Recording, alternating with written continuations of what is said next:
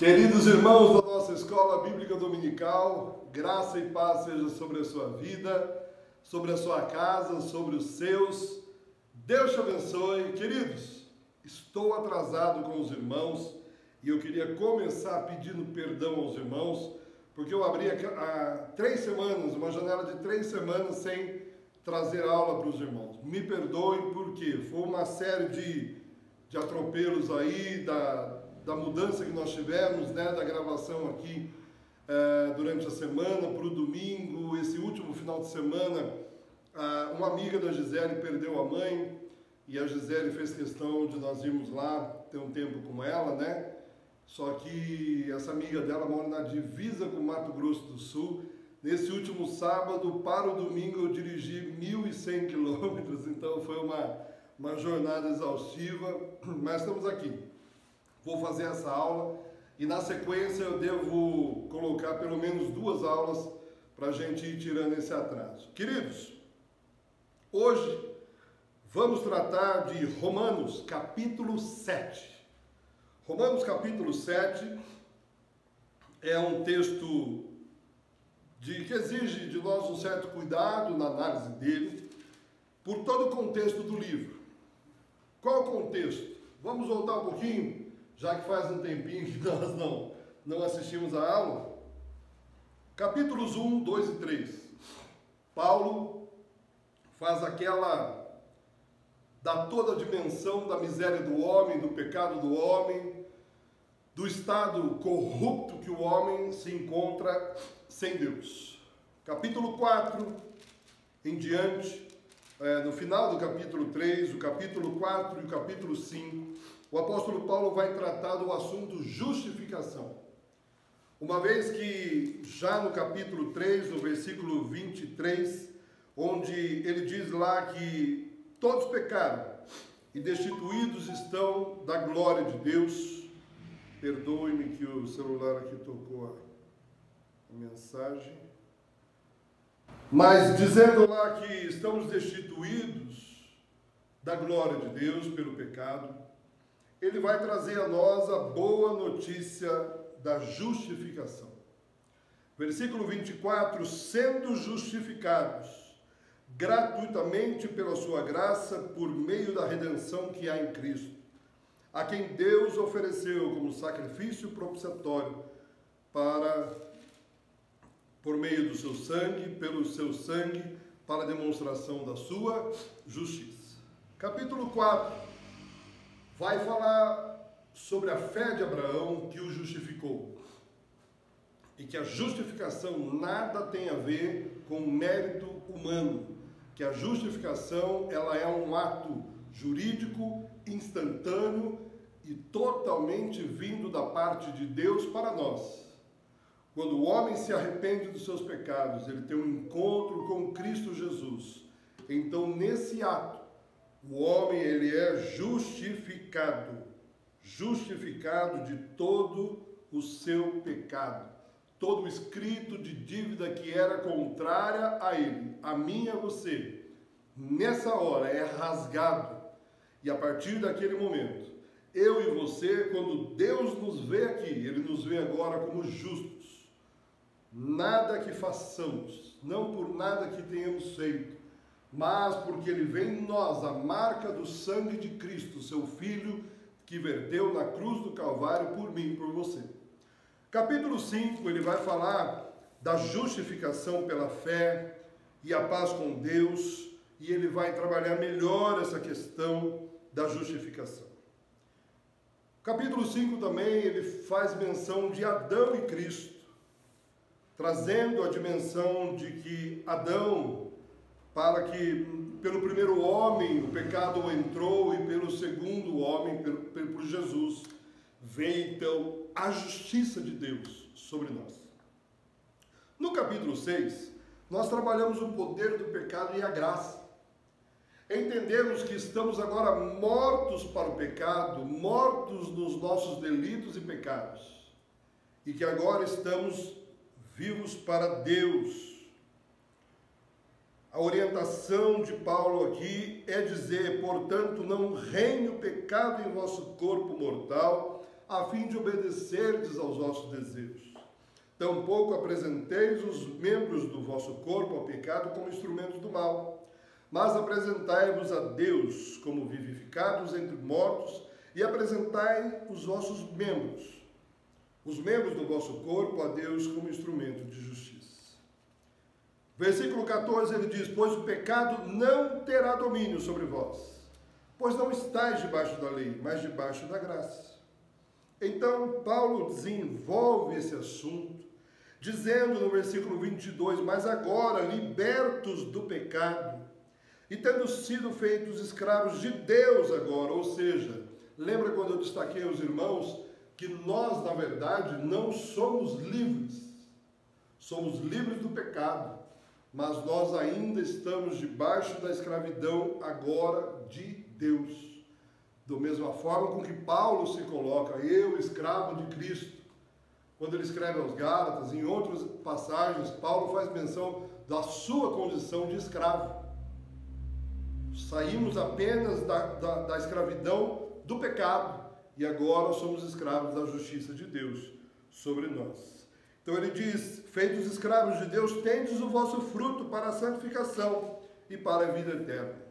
E ele vai fechar o capítulo 6 dizendo, pois o salário do pecado é a morte, mas o dom gratuito de Deus é a vida eterna. O dom gratuito que vai Paulo fazer menção aos Efésios no capítulo 2, versículos 8 e 9. Pela graça sois salvos, mediante a fé. E isso não vem de vós, é dom de Deus, para que ninguém se glorie. Ou seja, não temos do que nos gloriar. Então, irmãos, o caminho é esse. Paulo traz em 3 capítulos, escancara a corrupção do homem, a miséria do homem. Vem agora trazer a boa nova de salvação e de que Deus resolveu por nós o nosso problema, providenciando o seu Filho para se fazer justiça por nós. Somos agora justificados, e o capítulo 5, justificados pela fé, temos paz com Deus, por meio de nosso Senhor Jesus Cristo.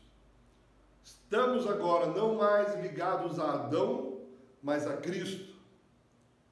Fomos libertos do pecado, libertos da condenação, e no nosso corpo mortal não habite mais o pecado. Versículo 8, se já morremos com Cristo, cremos também que viveremos com Ele. Então, temos que hoje viver com Cristo. Mas Paulo, agora no capítulo 7, para chegar no capítulo 8, que é um dos capítulos mais lindos da carta aos Romanos, o apóstolo Paulo faz uma outra reflexão sobre a lei e a graça. E ele também, nessa reflexão, trabalha a ideia do combate que ele tem na sua carne contra o pecado.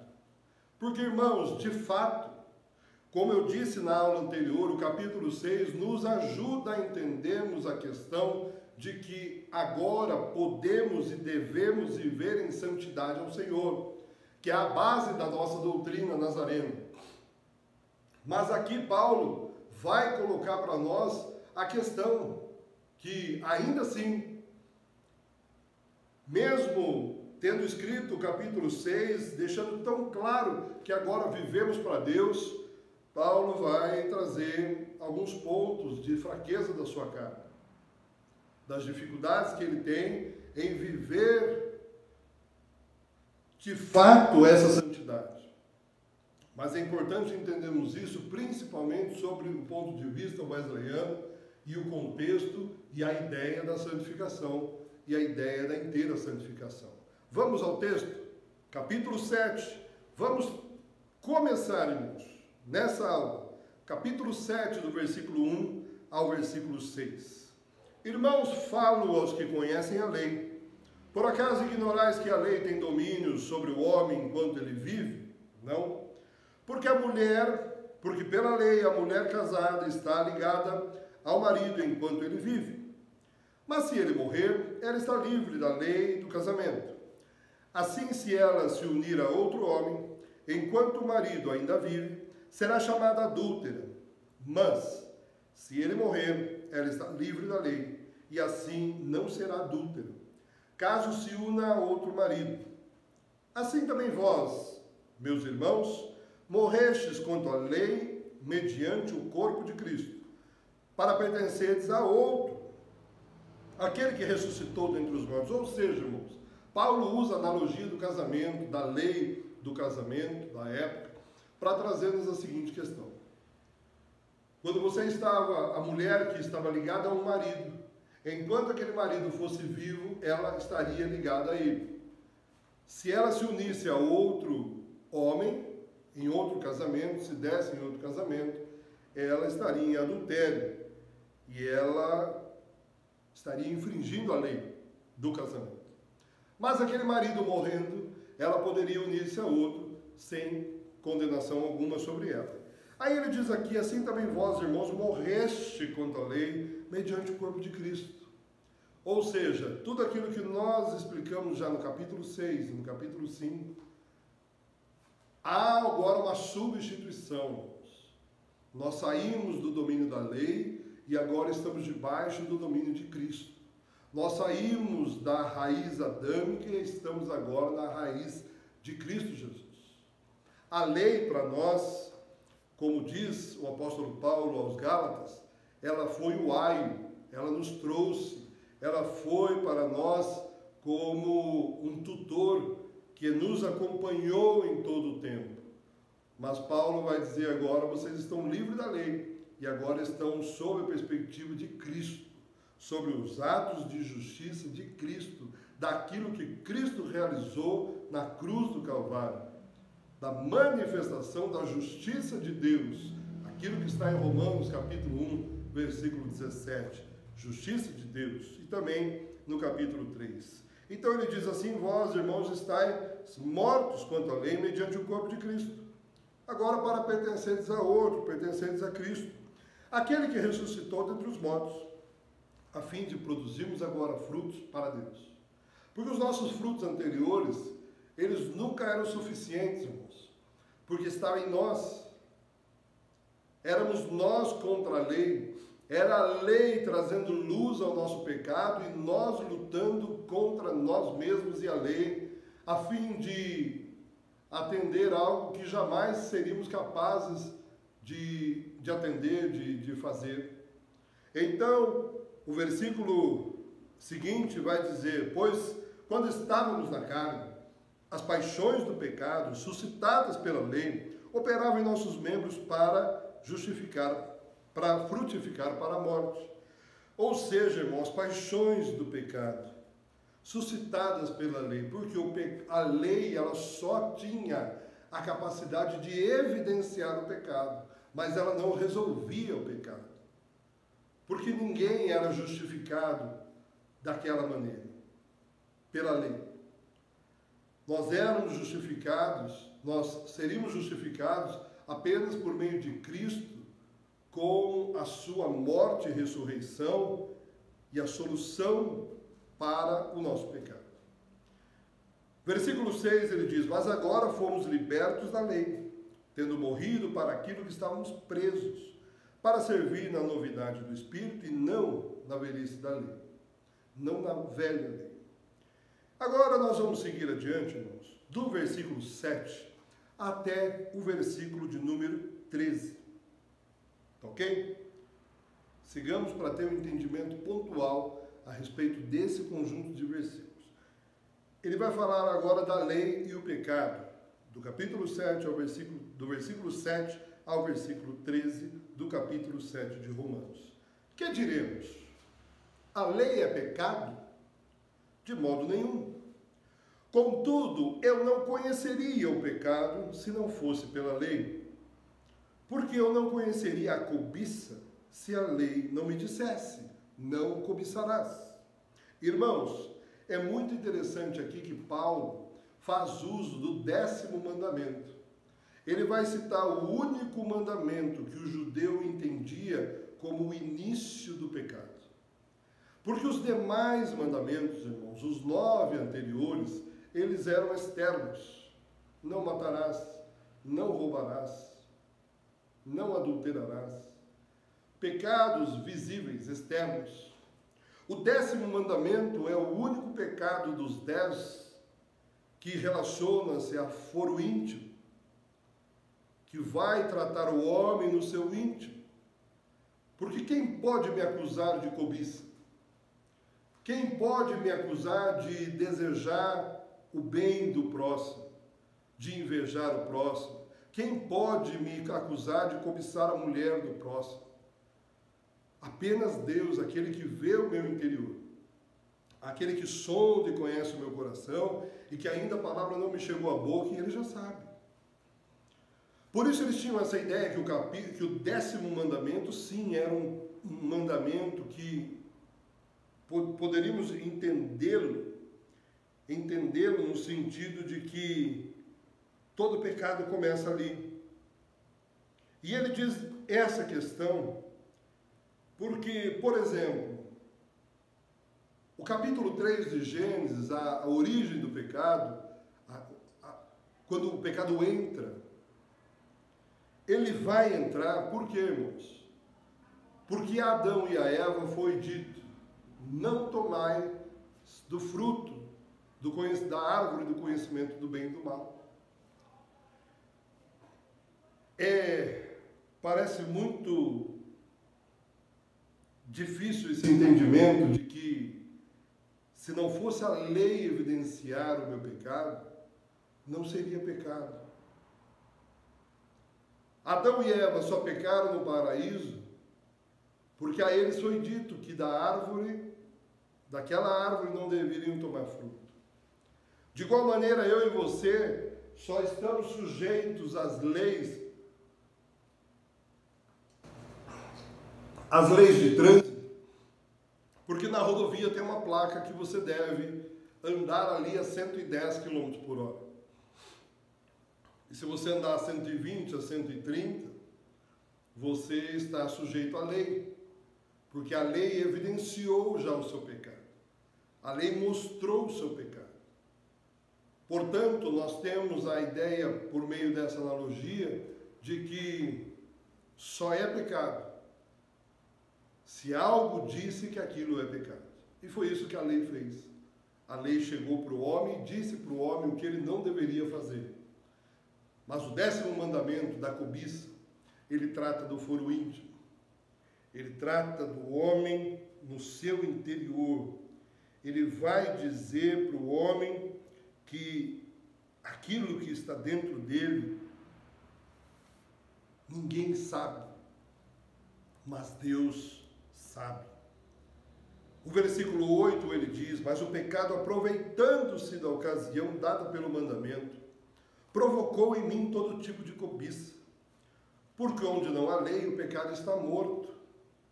Antes eu vivia sem a lei, mas quando veio o mandamento, o pecado reviveu e eu morri. Por quê, irmãos?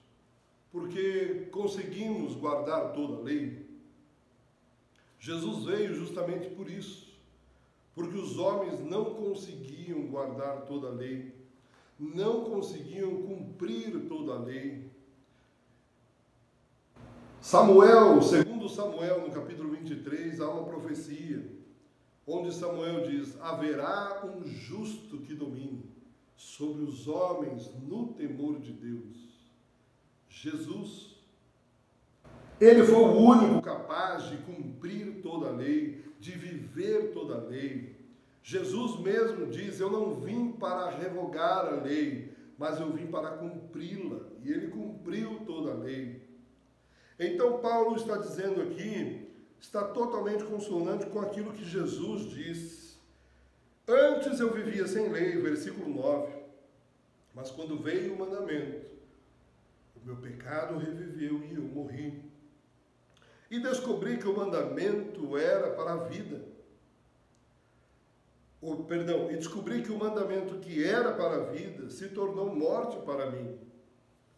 Porque o pecado, aproveitando-se da ocasião dada pelo mandamento, enganou-me e por meio dele me matou.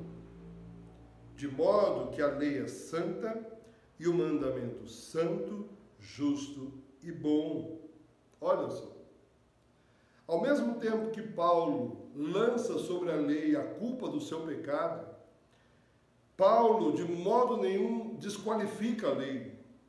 Paulo de modo nenhum, como diziam os judeus, que ele andava pelas aldeias blasfemando a respeito das leis do pai Abraão e do próprio Abraão, ele, de modo mentiroso, né? Aqui no versículo 12 nós vemos de forma clara Paulo dizendo de modo que a lei é santa e o mandamento é santo, justo e bom. Então o que era bom tornou-se em morte para mim? De modo nenhum. Parece que aqui dá um nó na nossa mente para entendermos essa questão. Paulo, em todo tempo, quando ele fala da lei do pecado, Paulo nunca deixa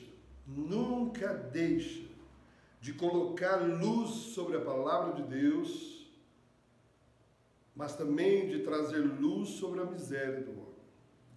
Esse capítulo encerra com um dos versículos muito conhecidos. Versículo 24, ele vai dizer: miserável homem que sou.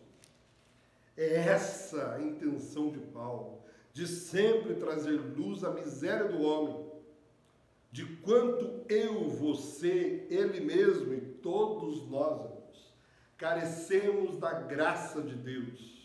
Sem a graça de Deus sobre a nossa vida, nós sempre seremos e sempre estaremos nessa condição miserável, nessa condição de perversos, de iníquos, de miseráveis, sempre naquela condição do capítulo 3, do verso 23, destituídos da glória de Deus.